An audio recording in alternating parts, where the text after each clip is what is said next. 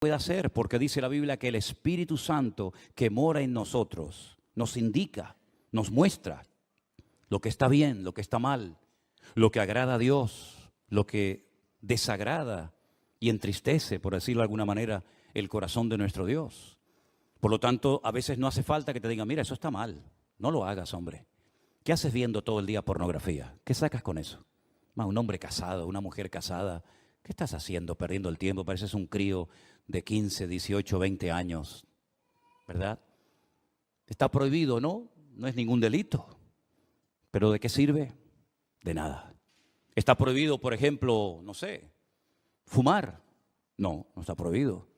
Pero hombre, yo creo que sería bueno, ¿no? Creo que sería bueno que en un momento determinado de tu vida dijeras, como mucha gente que no son cristianos, incluso ateos, dicen, ¿para qué voy a estar gastando mi dinero, corriendo el riesgo de enfermarme inútilmente? Voy a hacer todo lo posible por dejar de hacer esto, ¿sí o no? Tenemos que ser selectivos y tener mucho cuidado con la salud espiritual, porque nadie mejor que tú lo puede hacer. Seguramente a algunos de los que están aquí les va a sonar esto que les voy a decir, a otros probablemente de nada.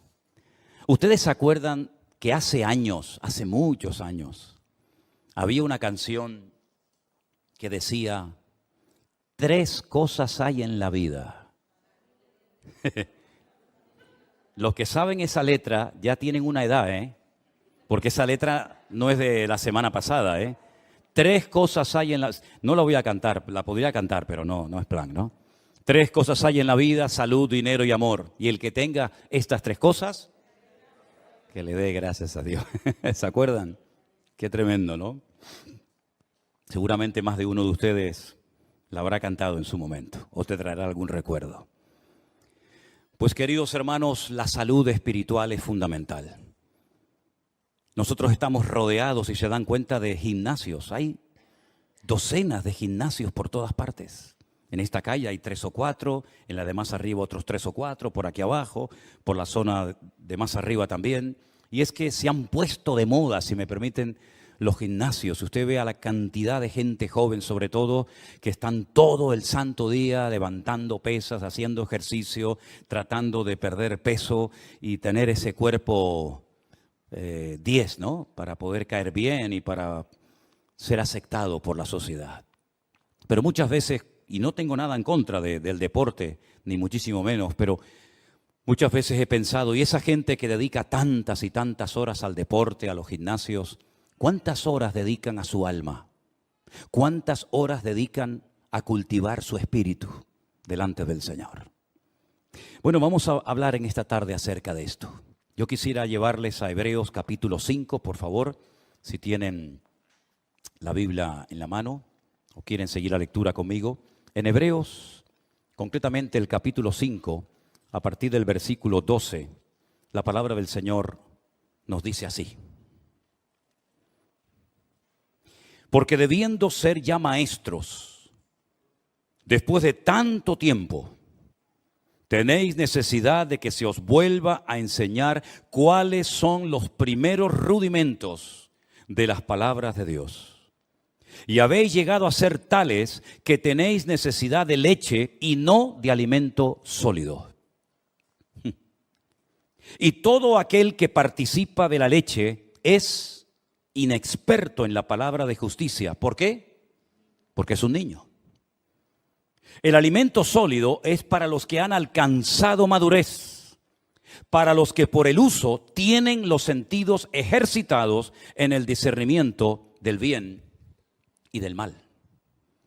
Como he dicho en otras ocasiones, estos hebreos, estos judíos que van a recibir esta carta por parte de quien la haya escrito, ya eran segunda o tercera generación, eran hijos de creyentes.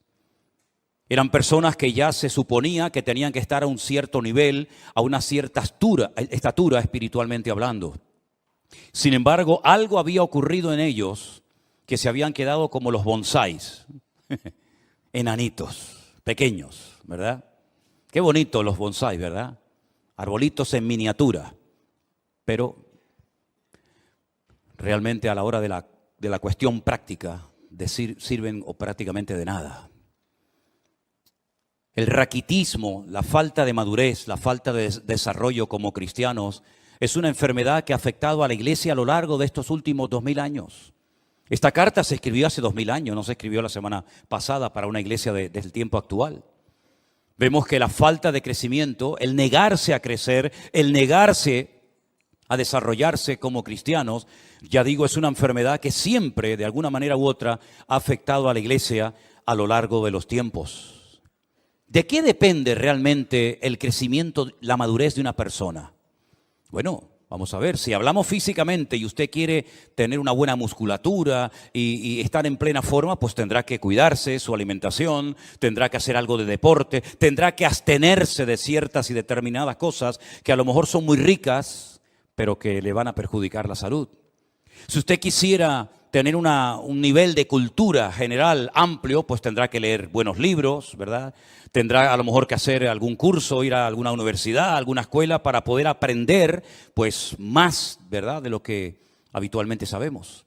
Pero espiritualmente hablando, lo más importante de todo es nuestra relación con Dios. Porque para eso vino fundamentalmente el Señor Jesucristo a este mundo. Él murió, como sabemos, por nuestros pecados. Derramó su sangre en la cruz. Ocupó nuestro lugar. Pero la pregunta es, ¿solamente pretendía el Señor salvarnos? Porque pensemos un poquito. Si el objetivo del Señor fue solamente salvarnos, perdonar nuestros pecados, ¿por qué una vez que hemos entendido el Evangelio, por qué una vez que le hemos recibido en nuestros corazones como nuestro Señor y Salvador personal, por qué no nos llevó directamente a su presencia? ¿Por qué nos dejó aquí? Si el objetivo era salvarnos y ya somos salvados, ¿por qué nos dejó en la tierra? ¿Para correr el peligro de volver a pecar? ¿De volver a enredarnos con las cosas que nos tenían atados hace años? ¿Por qué correr ese riesgo? ¿Por qué correr ese peligro ahora que ya lo tienes, ahora que ya has convertido, ahora que ya se ha humillado y que ya es un hijo, una hija tuya? Llévatelo a su presencia. ¿Por qué lo tienes en la tierra 10, 15, 20, 30, 40 o más años? ¿Por qué? Porque hay algo que la Biblia enfatiza mucho y es el crecimiento, la madurez, el desarrollo espiritual. Y repito, eso no depende de nadie, depende de ti, de tu nivel de interés, del esfuerzo que tú hagas por tener cada día una disciplina diaria de tener comunión y relación con Dios. No estoy hablando de religión, estoy hablando de relación. Son dos cosas completamente diferentes. A nosotros nos enseñaron los principios, los dogmas, los sacramentos de una religión. Y eso es lo que teníamos, una religión. Pero sin embargo el Señor Jesucristo no vino a este mundo a traer una nueva religión o a potenciar, por ejemplo, la religión de sus padres, como era el judaísmo. Sino Él vino para volver a conectar al hombre con Dios. Porque en un principio el hombre estaba conectado, tenía íntima comunión y relación con Dios. Adán hablaba con Dios con toda libertad, no necesitaba sacrificios, no necesitaba hacer absolutamente nada. Hablaba con Dios y Dios hablaba con él y había una relación extraordinaria. Pero eso se perdió. Eso se perdió. El hombre pecó, el hombre se desconecta de Dios, queda fuera de la cobertura de Dios y automáticamente entra en un sistema, como bien saben ustedes, de sacrificios, de rituales, de holocaustos, ¿verdad? Derramamiento de sangre. Luego vino la ley, un montón de mandamientos, concretamente 613, y uno dice, pero ¿y comunión con Dios? Pocos eran los que tenían comunión con Dios. Por ahí hay uno que se llama David, que dice que llegó a ser el hombre más cerca del corazón de Dios.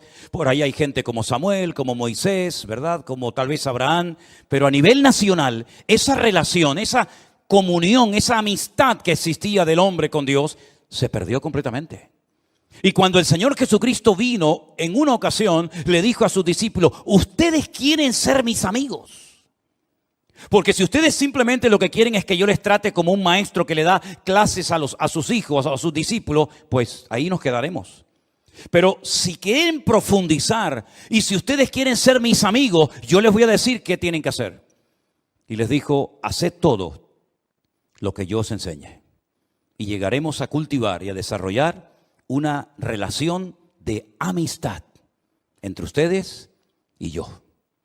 ¿Cuántos en esta tarde quieren ser amigos de Dios? ¿A cuántos en esta tarde les interesa tener comunión y relación personal con Dios? Hay algunos que dicen que eso es imposible. Hay algunos que a lo largo de la historia, como un tal Spinoza, un filósofo judío, y como incluso Albert Einstein dijo que bueno, que eso de tener relación con Dios, eso es imposible.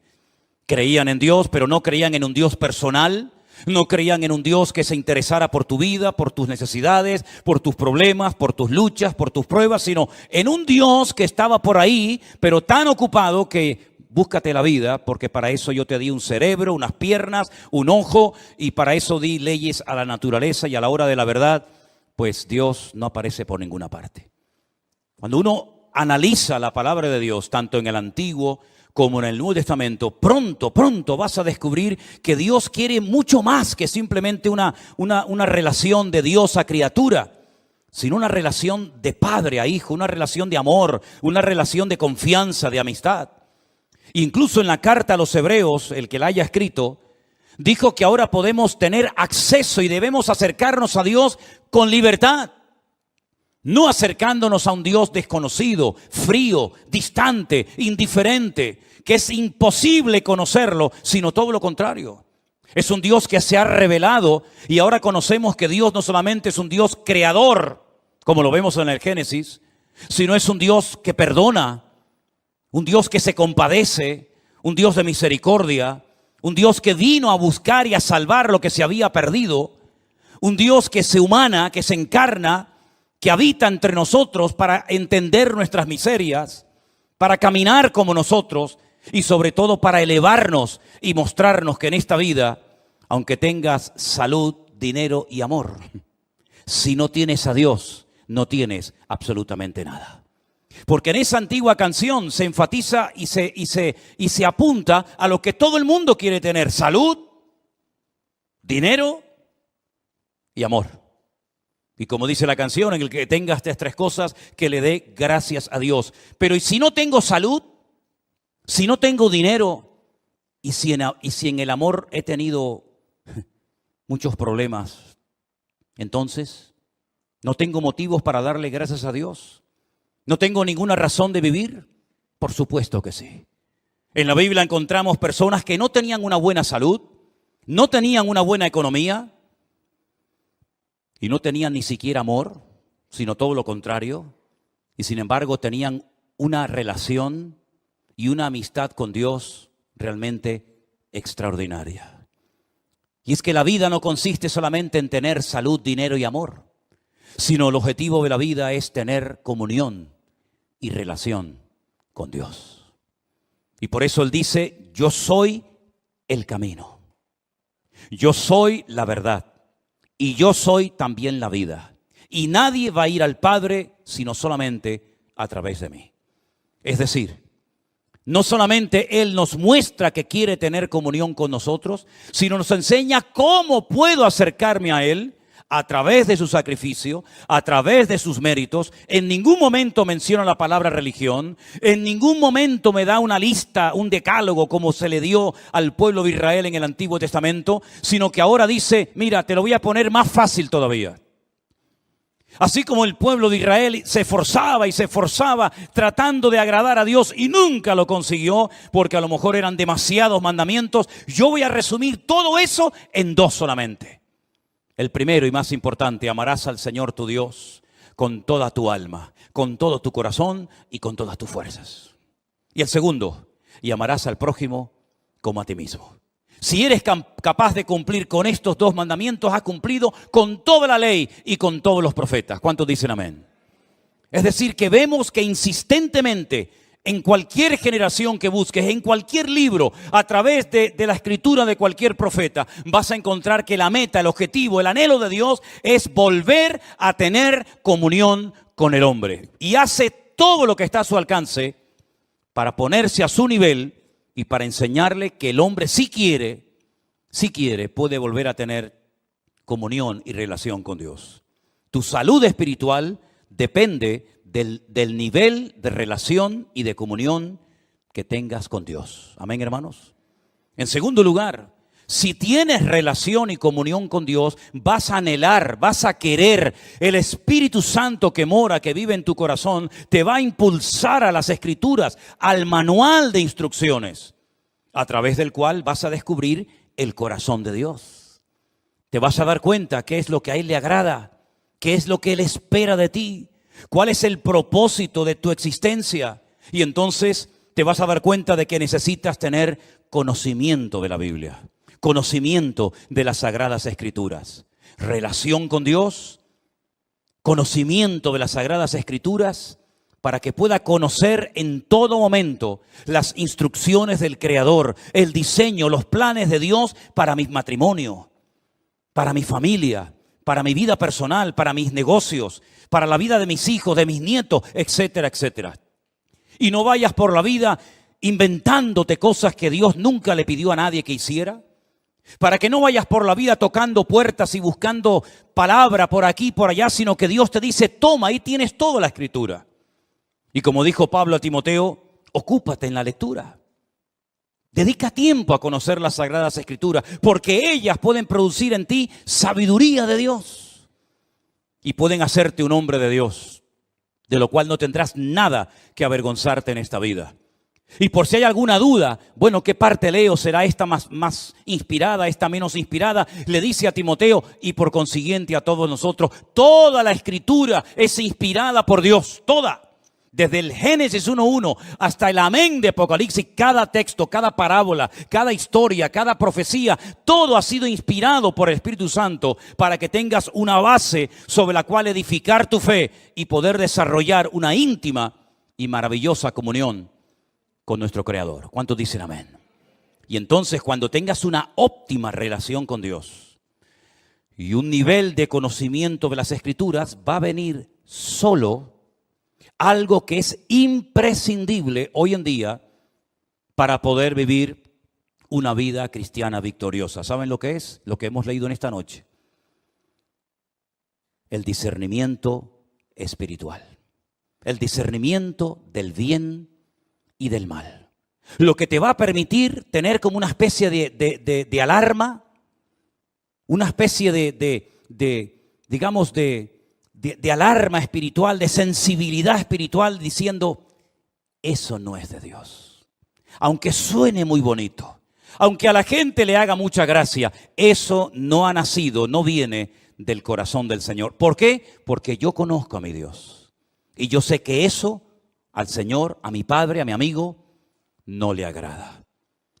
Estos creyentes a los cuales se les escribe esta carta, se les llama niños, se les llama inmaduros.